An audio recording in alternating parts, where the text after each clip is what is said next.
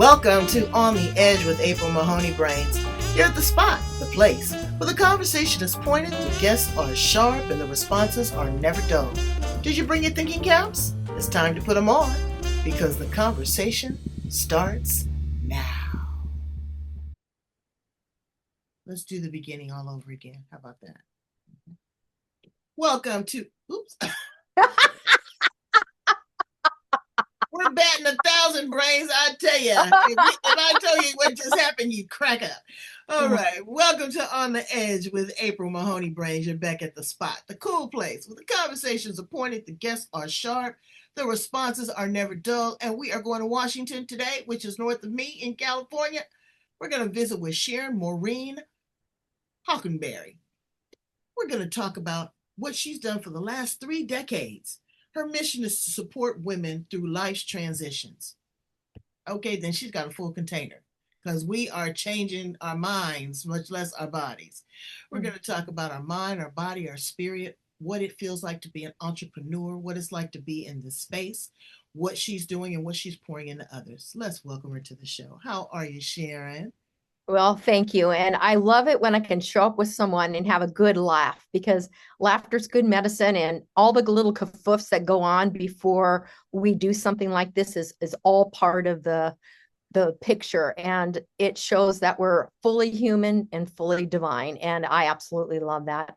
And I'm doing fantastic. Started my day out in this mild, beautiful weather this morning with a little sunrise, seeking to really ground myself in very simple ways. I call myself a modern mystic, but it's nothing so expansive. It's just really about coming into an alignment. So right now, I feel aligned, I feel thankful, and happy to speak to the brains out there. Well, brains, get ready, okay? Because it's going to be light and easy. Everything is so heavy. Everything is heavy.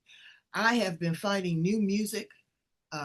I've been going back to classical music. I've been going to new age music, something to level me out because I tell you, folks are in an uproar. Yeah, I And feel it. yeah, and you know what? They're overthinking stuff. Yeah. They're overthinking stuff. What can we do to dial back and just kind of stay in the present and just kind of be calm, calm our nerves? What would you suggest? Where would we start? Well, you said something that's very perfect for me in my life is it's music. Find music that really draws out the positivity, the love, the juiciness of my life. And then for me, and I believe it's something we all can do, is movement of some sort. I feel like, yeah, it's heavy. There's so much out there that part of my message is let's come back to here, grounding ourselves and realizing that the most important thing starts right here and it evolves outward. And the noise out there, oh, I'm tired of it. And I just am. It's exhausting. It's exhausting. And it's just to keep you distracted. Nobody is giving us a blueprint, well, except for us here on the edge, but a blueprint for success. Yeah. How do we navigate through the storm? I mean, sometimes you're going to hit a tornado, a hurricane, a typhoon, and you just have to ride the waves, brains, okay? But let me tell you, there's sunshine on the other side of that. And people are not being optimistic. I had a woman that did a Karen. You know what a Karen is. She did a Karen on me at the garden place. Right. And I looked at her and I said, well, madam, I said, but you're wrong. And then when she realized she was wrong, she was really snarky and she apologized. But I was like, there was no need to even kind of go there. People are taking it to the zenith point. When you work with your clients and you say, I've done this for 3 decades, what are you saying to the women to get them in a place of stillness? There's a lot of lingo out there. There's a lot of lingo. There's a lot of formulas. There's how to meditate and what you should be doing.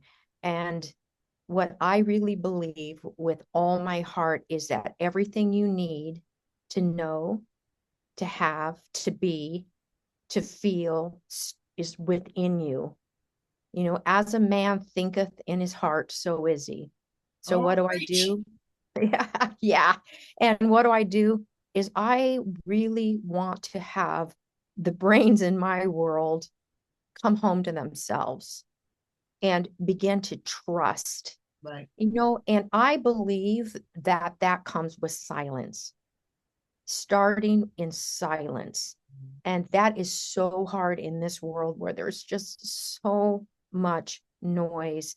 How do you come home to yourself? How can you just be quiet, even for moments? And that's where I start, is coming home to yourself. I talk to myself quite Mhm. often because I Yeah. think I'm the smartest person in the room. Well, hell, sometimes I'm the only person in the room, okay? But I talk to myself, when I see myself, again, like the lady at the garden place, I said, you know what, April, count back to 5. Is this even worth giving any energy? Mhm. None whatsoever. And how you respond. Absolutely. That's it. And I meditated, a couple days ago, and it was the most beautiful thing. And I kept hearing those voices in my head of, I've got to do this, I've got to do that, stop doing this, thinking about that. And I would tell myself, April, it's time to be quiet, it's time to be still. And I return back to my heart. And when Mhm. I return back to my heart, everything else just seemed to mellow out. Absolutely. It's But I taking think, that breath. yeah, there's so much that convinces women, especially, that they they're not enough. They don't know enough. I come from fundamentalism, where a woman's duty was to submit to her husband as the hierarchy, as the one who knew. And if I had pings, intuitional hits, things like that, they were always to be filtered, not as a partner, which I think is appropriate, but Right. as a hierarchy. And so I think that women have been conditioned for a very, very long time to not trust that they truly know. Well, a lot of times, and I have to bring this up because I love me some men, but men have mommy issues. Well, they do. I mean, the first person that they fell in love with was their mother, was Yeah. the first woman in their life, the first woman that held you close to her heart and fed you from her breasts and stroked your back and washed your bottom. They love all of that. Mm-hmm. And I think that sometimes the focus is so driven on women Yeah. instead of men. Yeah. Men don't talk about it. They're doing a lot better than they used to, Mm. but they don't talk about it. So the work needs to be done on both sides of the spectrum. Men need to know how to treat a woman right now because we're not going for the okey doke. Right. We're not going for it no more. Okay, we have a mind, we have choices, we have options, we got our own money. How about that one? Okay, so with all that said, now you're dealing on an equal playing field. So women, you need to step up and quit playing small. Be Yeah. able to make a decision, be able to move forward, to be able to say no, because no is a complete sentence, to not be so empathetic and take on everybody's stuff, Yeah. to get rid of all the things that no longer serve you. And working with somebody like Sharon is going to elevate you to that level. What do your clients have to look forward to when they work with you, Sharon? Well, first of all, some humor. Laughter is great medicine. It is. And I try to be a good girl. I try to, Oh, nuts. You do that? Who well, does yeah, that? I try to watch my language a little bit. I try to be professional, but we're going to laugh together. We are going to really dig deep and look about what your true desires are. We don't want anybody else's desire for your life. We Right. want to look at what your desires are and not to be ashamed of them. And I want women to feel really comfortable in their bodies. As we age, I'm not talking about settling for less than's possible or less than what you desire, but I want you to truly settle into the gift of aging. And what does that look like, this third chapter of life? And then moving now closer to 70, what is that, what some call the fifth heaven, where Mm, I believe I think women, after they gather all this wisdom and experience and they settle into themselves, they actually get to impart, to truly infuse into others from a very real, authentic, and powerful place. So that's what they can expect when they work with me, walking away knowing their worth, their power, their impact, their purpose in the third stage of life.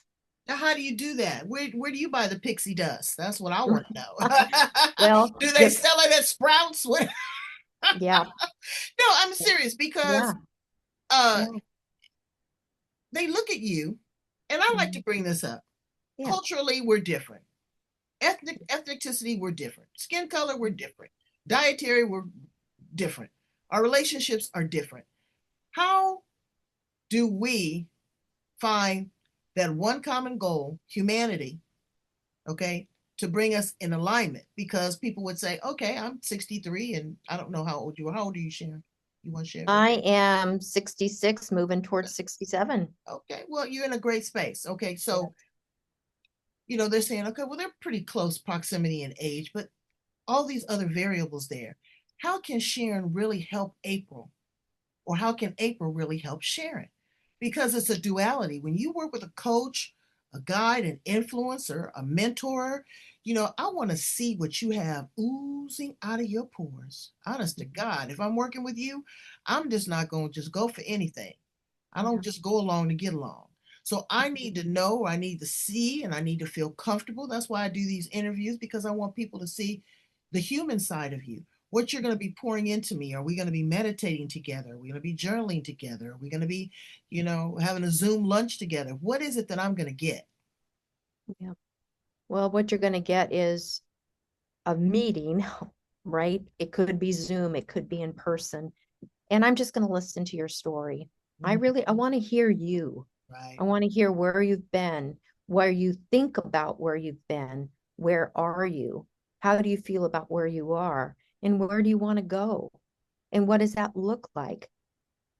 And then we are going to drop in. Now I use a lot of different modalities.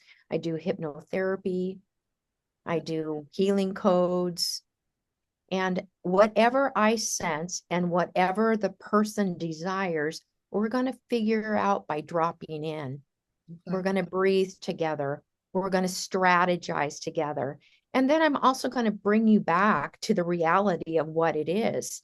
There is different cultures, right? There is different things about each of us are extremely unique. right, And to think that one pattern fits all is deception, really. That to me is almost the complete definition of what fundamentalism is. Do it this way for this long, and this is guaranteed. right. All right. And to me, that's a lie. Mm-hmm. And so my goal is to be a conduit and to draw forth. Proverbs says that the truth or the law is written on all man's heart.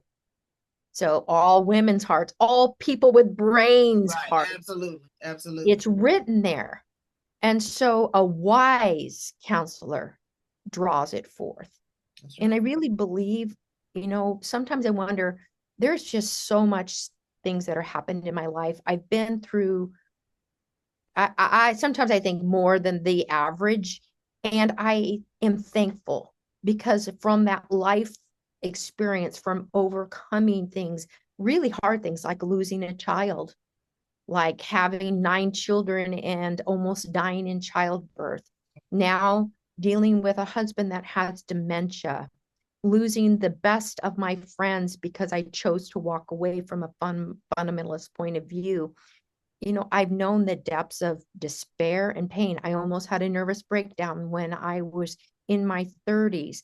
So I'm not coming from this place of someone who's just, magically arrived. No, I've walked through the very, very hard things of life. So that gives me a That true ability, as compassion. well, as a kid say, it gives you some street cred. It gives me some street grit and It gives you, and true compassion. right, right. True compassion. Well, let's Not that, dial back. Let's dial yeah. back to them 9 kids. Yeah. Well, Do you want me to I answer? Do you want me to answer all the questions I get? Are they all yours? Yes. Do they have the same father? Well, when I've been asked that, I'll say, oh no, there's the milkman, the mailman, the UPS man. Yes, they're all the same father. Yes, we know how it happened. So all those questions I get asked now that I had 9 children. And then the newest question is, well, you must have a million grandkids, right? No, I have 2, and that's probably going to be it, wow, right? So wow, what a dichotomy, right? So yeah, absolutely. 9 kids. Now, because of I don't like to call out religions because I let everybody love their God. Mhm. But because of the religion that you were in, was that also a contributing factor to having 9 children? It I think it capitulated the continuing of having children. When I first got married, I was young. I was almost 21 years old. My husband was 10 years older than I was, and I didn't even think I could be a mom. I was not confident because I did not have a very stable upbringing. There was abuse, alcoholism, all the things. And then my mom's third husband was a very stabilizing factor, which I'm so grateful for, but I just didn't think I could be a mom. And then I've been married about a year and a half, and I was like, I think maybe I could do this. Had one child, was boy, had a girl, and then number 3 was, well, we were using natural family planning, and I always say we were more natural than we planned, Right, and ended right, up right, with right. number ended up with number 3, Exactly. and then You used the rhythm that had no beat. well, it had plenty of beat, but it just but what happened was oh, there goes my eyelashes. See, we're just talking about that. I'm just gonna fix it there. Okay, there we go. Okay, that's good. Uh Look, 100. Perfect. So with my third child, I was another a C-section, another C-section, and they said, since we're in there, why don't we tie your tubes? And so I was like, well, it makes sense to me. And then I went to sign the surgery papers. I heard a voice like, do not sign those papers. Wow. I mean, I literally got sick at my stomach at like, oh, and I thought, okay. And I pushed the paperwork back and I said, nah, I can't sign this. I just don't have a piece. And she questioned, are you sure? Even on the operating table, the doctor questioned me and said, are you sure I'm in here? And I was like, nope. And it was at that point that I had the inkling that, let's just see what happens. Let's see what God does. And then from there, I became attracted to other people that believe the same thing. And so I became an easy target then. I'm a natural born leader. I love to speak. I'm a vocalist. And so I began to be asked to be in leadership roles, and it just evolved from that. But inside, there was this discontent that I was out of alignment. The children weren't. I feel like God used it, and I am thankful for every child. I loved being a mom, loved nursing babies, but I did not like the expectation of a fundamentalist setting that I was catapulted into. Were you among other large families in your community? All we just got attracted. We would, when I had a women's get together at my home, we had 35, 40, 50 children among, 5 to 9 women. So, and then when I would speak at retreats, I mean, I there was women that had 12, 13, 14 Mm, children. You remember the Dugars, the 19 and counting, right? Well, that was a reality. And but I was almost 43 when my last one was born, and I just didn't have any more. And so I don't know that I wouldn't have had any more, but I do know, however I got into the fundamentalism, it was a strain of who I was called to be. And I had the stamina, I had the commitment, I had the love, and I'm the type of person, wherever I am, I'm going to make the most of the situation. And if I can encourage and support others wherever I am at in life, that's what I want to do. And so that's how it kind of evolved. right. And So you there, had your big break and you said, you know what? I This is not for me anymore. mm-hmm, I am moving in a different direction. I yes, chose a different path. That was yes, an aha moment because, as you said, you lost friends. The children are grown. You have, uh, you're still very close to God, but in not in a traditional sense, in more of a new age, more of a nuance of revelations that have come to you, downloads that have come to you, energy that has come to you, source that has come to you directly. So that's really changed your life. When you woke up that morning and it rise to greet you, how did you feel? Did you feel liberated? Did you feel confused? Did you feel um, like you were betrayed? What sort of things ran through your mind? It was such a poignant moment that the only thing I felt was relief and freedom. Mm, I felt like I had finally found the courage within myself to honor my truth without fear. I let go of the thought that there was a lightning bolt ready to strike me. I let go of things like, the fear of God. I no longer have a fear of God. I let go of anything that should on myself. I just stopped shoulding, believing that that wasn't the heart of the divine. And I think the biggest thing I let go of was fear of failure, mhm. fear of disappointing God. Yeah. Well, fear is a captor and it's a liar, Right. but it is also a boundary setter. Mm-hmm. Yeah. It's a boundary setter because you stick that pin in that light socket and you get zapped one time.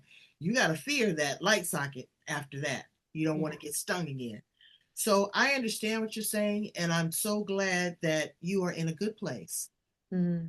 that It you feels feel good. free. And that, again, there's other opportunities. There was more uh, of a calling on your life than to be a wife, a mother, a follower of, a doctrine of a belief. You were a free spirit. And again, you were that conduit of information.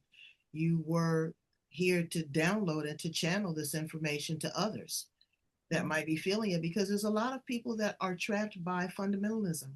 Yeah. And And there's now, and threads. really, yeah, but what does that even mean now? I mean, it has been so disconsorted. It used to be like a set of, yeah, yeah, yeah, yeah. Now people are putting their own spin on it, and it's really not of God's work. Not that what I'm saying.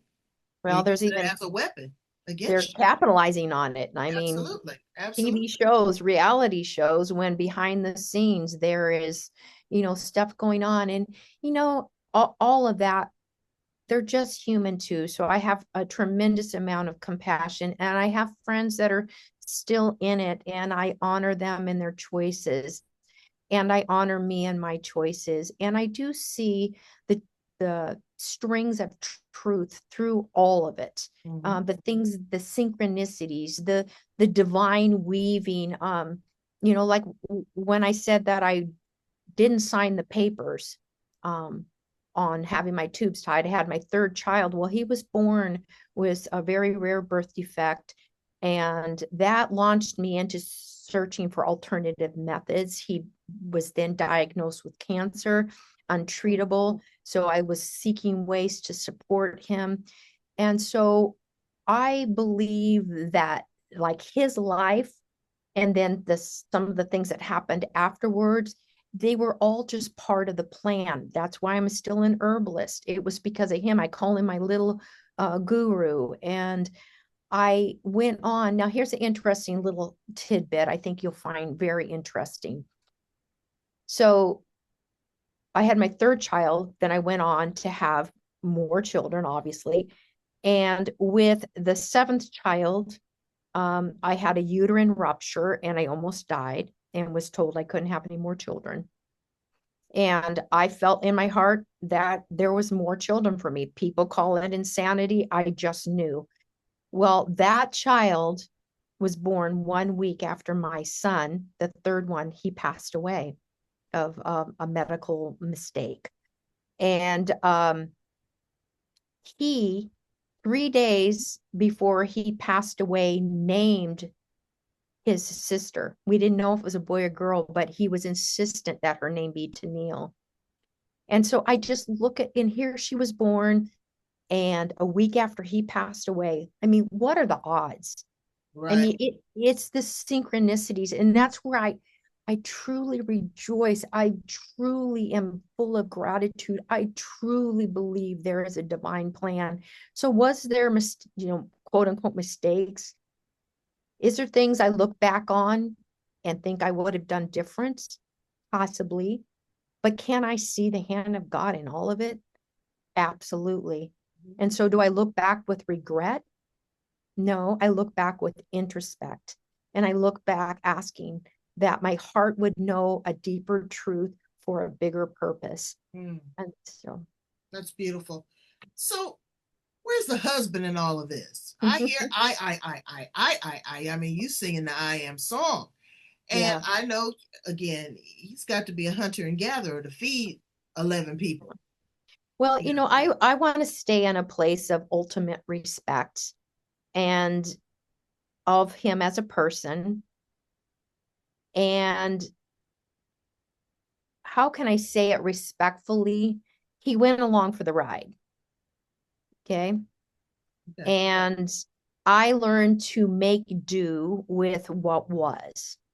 Mm, And I, in many ways, created a monster in that I became this submissive, acquiescing wife. And I would say he rose to the lowest common denominator mm, wow. because why do when she can? Right. And so there it's complicated. And my perspective on that is it was the ultimate test in who I would become and what I would believe about myself apart from my identity of being a submissive wife. And then when things got maybe a little thicker and I was challenged, was I going to stay in the relationship? He was diagnosed with dementia. Mm, And so that's a journey. And I really sought God on this. And I believed that my place was to be a support, but not sacrifice what I know I am called to do. So that's been what I should have been doing, quote unquote, all along. And I did do many things along the way. I wrote a gluten-free cookbook 25 years ago. I taught cooking classes. I am a vocalist and perform for evangelistic associations. I did things, but it began to get limited and more limited and more limited as I fulfilled the fundamental role. right. Right. And so it was a coming out. How is it going to look now? Caring for a man, loving him with 45 years, good, bad, ugly, trusting that all the lessons that I was to learn, he was a part of the picture. Right. And now, how do I manage the care? And you know what I'm getting gifted with? Gentler sides of him, kinder pieces of him. I'm being asked to love in a way that is truly sacrificial when I find myself thinking really bad things, like, sick of it, just sick of the same questions over and over again. And that's honest. Like, if I have this, Tell the truth. the other, yeah. Tell And the truth. so it's the Because people ultimate they don't opportunity. tell the truth. Oh, Yeah. I've been a caregiver. Like, I took care of my mother for 30 years. And I would get a rest break. I'd go Vegas with my girlfriends or whatever. And as soon as I hit the door, April, April, and my skin would just crawl. It was like, and you're being honest with that. Yeah. But isn't that, April, isn't that what love is? It's when you know the right thing to do and you find it within yourself. That's what grace is, to do the right thing when you just feel like your skin's crawling and like you want to run away and like you just don't want to do it. Sometimes that's what you feel like as a mother. Sometimes that's what you feel like as an And executive. I don't know where you was gonna run to with 9 of them. Well, I don't know. I used to joke to my husband, like if I was going to go somewhere like to church and he didn't want to go, and one time he made this comment and he says, "Well, I don't know. You've got at that time was 6 kids," and I said, "Hey, somebody with kids might be pretty appealing. At least I put out." Wow! That's a bell ringer. You are funny. So you did that and you pierced your nose, not once, but twice. What was that? Yeah, What was that a all long about? time to, and these are little pieces, and I have tattoos. I'm tattooed. Uh-uh. Yeah, I've got peacock tattoos, and it's all symbolism for me. And piercing my nose, I liked the look. It was really fun. And yes, it was Daring. probably a little bit of rebellion. You're like, Right. I'm gonna do this. And I've had it for many years. Like it And was I probably love the one of the, feathers. I was going to mention that. I love the feathers. They are oh, absolutely gorgeous, but it talks yeah. of a freedom. It talks of a flourishing. I It love it. talks of a new beginning. You have a Thank you for saying walk. that. Well, I mean, Yeah, it's the truth. You have a walk, you have a strut. yeah, You make a statement yeah. and you don't have to play small and you don't have to do any of that. Because just the fact that you had 9 children, Hmm. okay, Yeah, managed them, clothed them, fed them, educated them, loved them, disciplined them, yeah. all that. You get your flowers right now. You don't have to wait for anybody. And Thank you. as we talk about aging, I'm loving my age. 63, honey, I turned 60 and I was hotter than fish grease. Yes, ma'am. I was doing it. I'm still happily married, Mr. Magnificent of 41 years. We still have a great time together, great conversation. I still have my independence. I still have my own money. How about that? But I could only do it one time because I'm selfish. I had one child and it was beautiful. Pregnancy, delivery. She's a great person. I don't have any problem, but I couldn't see myself doing it 2 or 3 times. My grandmother had 9 children as well. And I was like, good on you. But you got 9 different personalities. You had 9 different health challenges, with a couple of them. Just when they got a cold, just go down the line. You had different dietary needs, different educational needs. So you are a chameleon in many ways. You really, really are. Yeah. I want to ask you some fun questions though before we Yeah. conclude. If you were an appliance in the kitchen, Sharon, what appliance would you be? What would appliance? I would be a toaster oven. A Or, toaster. a conventional toaster oven. And I love the settings. I love bake. I love reheat. I have a little oven that says I hold a code and it scans. So Oh, it does it all. And I think I would be that toaster oven because it speaks to that chameleon. I love variety. I love flexibility. I love flamboyance to some degree. And it's interesting that that is my fun loving personality. And I find myself being extremely mystical and spiritual and deeply touched. And for a while, I didn't think the two could commingle. oh yes, Yeah. And absolutely. so a little bit of naughty, a little bit of nice. I'm a toaster oven. I'm a convectional toaster oven. Yeah, I think I'm gonna be the tea kettle today Okay, tell because me about it. because I am full, I am hot, and I spout off. Absolutely, that is exactly where I'm at today. Why do you relate so much to your spirit animal as the peacock? I went to the quick story is I went to a Christmas party where you get gifts and then you can switch them out if somebody else gets something. Oh, the white elephant. Yeah. Yeah, and somebody got this ornament that was a peacock. In fact, I have it hanging on my wall here. And when I saw it, I was like, I'm the type of person who's like, oh, I don't want to take your gift, but this was like, I want that. And so I went and took it, and I thought to myself, there's got to be some significance to it. So I had never really heard of the concept of spirit animals or anything like that, but I went and did some research on what it meant. And what it meant was seeing with your many eyes of wisdom and letting your true colors show. And so ever since then, people know me as the peacock lady. I get peacock earrings. I have a peacock scarf. I got peacock tattoos. I get peacock cards. And so it became an anchoring. And whenever I began to doubt myself, I remembered I get to show my true colors. Right. I get to use my wisdom without shame and regret and worrying that I was going to piss somebody off if I Right. really Right. spoke my truth. So Right. there's the peacock story, and And I'll you're sticking probably to it. have be very. I'm going to have peacocks all over my grave if I'm going to probably be cremated. But We'll have to get you a pet peacock. They are pets.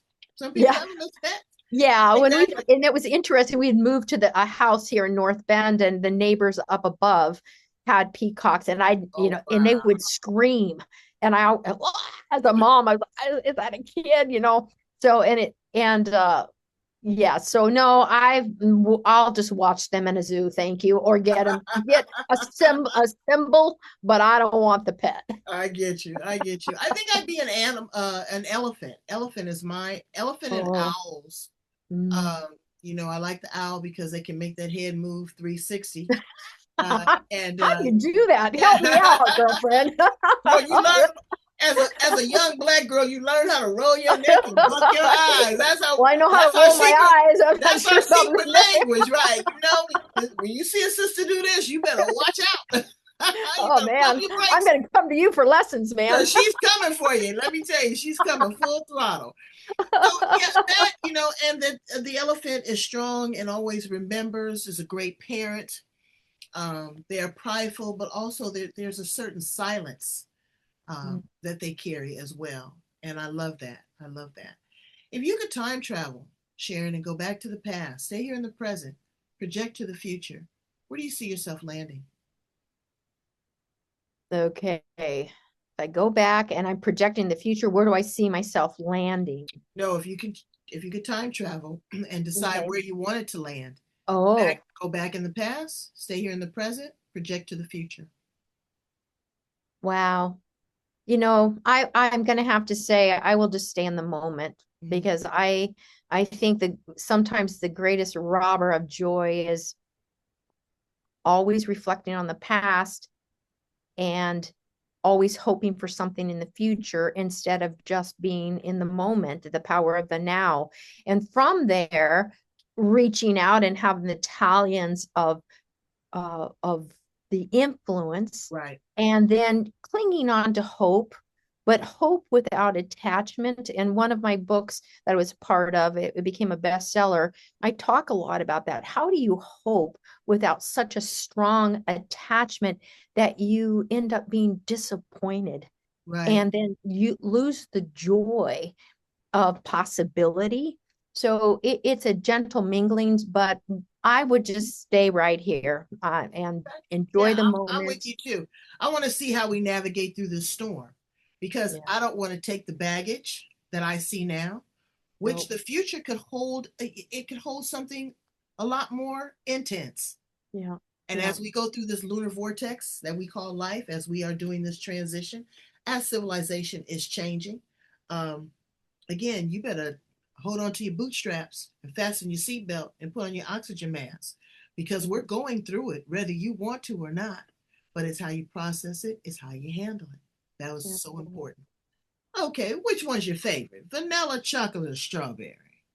Mm, chocolate. Definitely chocolate. People love that chocolate. I am into strawberry right now. I don't know why, but I went and had some strawberry ice cream and it laid on my palate. It seemed like for hours. It was delicious. Oh, So that's a good thing. If you were a car, what kind of car would you be, Sharon? oh, uh, mm, I'll let me think because there's two that I'm tying with.